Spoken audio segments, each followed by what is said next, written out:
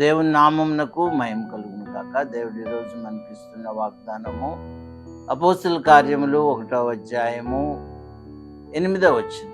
పరిశుద్ధాత్మ మీ మీదికి వచ్చినప్పుడు మీరు శక్తి పొందుదురు.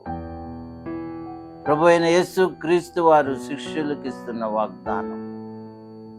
ఆయన ఆరోహణమై వెళుతూ శిష్యులతో చెప్తున్న మాట, మీరు శక్తి పొందుదురు.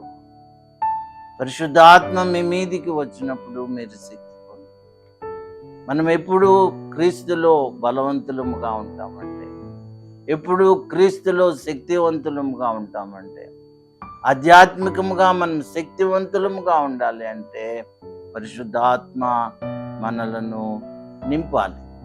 ఎప్పుడైతే పరిశుద్ధాత్మ మన మీదికి వచ్చి మనల్ని నింపుతుందో అప్పుడు పరిశుద్ధాత్మ ద్వారా మనం శక్తి పొందుతాం. కాబట్టి పరిశుద్ధాత్మను కలిగి ఉందాము, పరిశుద్ధాత్మ యొక్క శక్తి పొందుదాము, పరిశుద్ధాత్మను మనము పొంది ఆశీర్వదించబడదాం. అట్టి కృప దేవుడు దయచేయను కాక. దేవా నీకు వందనాలు నాయనా.